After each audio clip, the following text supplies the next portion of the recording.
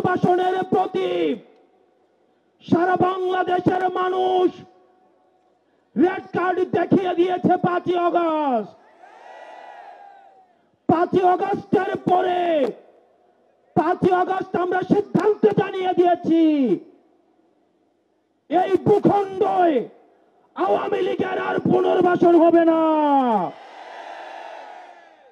যেই আওয়ামী লীগ আমাদের দাড়ি টুপিওয়ালা ভাইদেরকে বাইতুল মুকাররমের সামনে থেকে টেনে টেনে রাস্তায় নামিয়ে এনেছিল, সেই আওয়ামী লীগের আর পুনর্বাসন হবে না।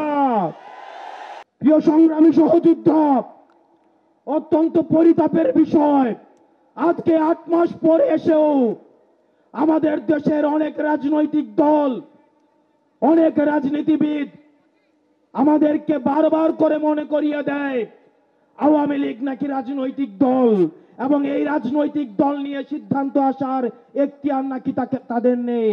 সব মশার বিরুদ্ধে সুরক্ষা দিতে এলো বসুন্ধরা এক্সট্রিম অ্যারোসল, মশার বিরুদ্ধে এক্সট্রিম সুরক্ষা। ডক্টর মোহাম্মদ ইউনূস গত কিছুদিন আগে বলেছেন আগামী নির্বাচনে আওয়ামী লীগ অংশগ্রহণ করবে কি করবে না সেটি সিদ্ধান্ত নাকি আওয়ামী লীগের। ডক্টর মোহাম্মদ ইউনূস, আপনি ভুলে যাবেন না, আমরা আপনাকে ক্ষমতায় বসিয়েছি। আওয়ামী লীগ নির্বাচন করবে কি করবে না, আওয়ামী লীগ আসবে কি আসবে না, এই সিদ্ধান্ত নিয়েছি আমরা। আওয়ামী লীগ মারা গিয়েছে বাংলাদেশে, আর জানাজা হয়েছে দিল্লিতে। আমার ভাই আবরার এবং শহীদ আবু আলিফের রক্তের উপর পাড়া দিয়ে এই আওয়ামী লীগ বাংলাদেশে আসবে না। এই সংস্কার, আমাদের দেশের সবচেয়ে বড় সংস্কার, আওয়ামী লীগকে নিষিদ্ধ করতে হবে। কোন কিন্তু অথবা নেই, আচ্ছা দেখছি এরকম কিছু নেই, আওয়ামী লীগকে নিষিদ্ধ করতেই হবে। আপনারা ভুলে গেলে চলবে না, আওয়ামী লীগ কোন রাজনৈতিক দল নয়। ৭১ পরবর্তী সময়ে আপনারা দেখেছেন শেখ মুজিব সর্বপ্রথম বাকশাল কায়েম করে গণতন্ত্রকে গলা টিপে হত্যা করেছে।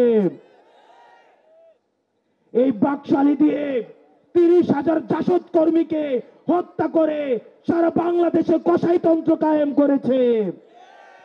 আওয়ামী লীগের লুটপাটের কারণে আপনারা দেখেছেন ৭৪-এর দুর্ভিক্ষে ১৫ লক্ষ মানুষ মারা গিয়েছে। আমরা বারবার করে বলতে চাই, আওয়ামী লীগ কোন রাজনৈতিক দল নয়, আওয়ামী লীগ হচ্ছে একটি সন্ত্রাসী সংগঠন। এই সন্ত্রাসী সংগঠনকে নিষিদ্ধ করার মধ্য দিয়েই আমরা সংস্কার দেখতে চাই। একই সাথে শাপলায় যে হত্যাকাণ্ড হয়েছে, আমরা আপনাদের কাছে অনুরোধ জানাবো, এই শাপলা হত্যাকাণ্ডে যারা শহীদ হয়েছে, আজকের এই মঞ্চ থেকে এই শহীদের লিস্ট আপনারা জাতির সামনে প্রকাশ করুন। একই সাথে হাসিনার এই ফাঁসি না হওয়া পর্যন্ত প্রয়োজন হলে আমাদের শেষ রক্তবিন্দু দিয়ে এই তরুণ প্রজন্ম আমরা হাসিনার ফাঁসি নিশ্চিত করা পর্যন্ত আমরা আন্দোলন চালিয়ে যাব।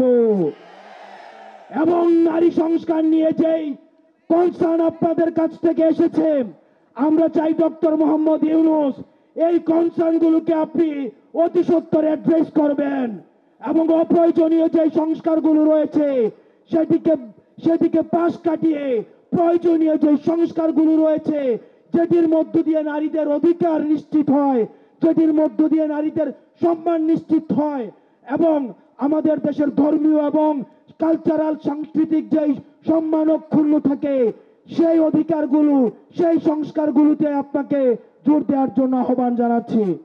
আপনারা ভালো থাকবেন, সুস্থ থাকবেন, হকের পথে, হালালের পথে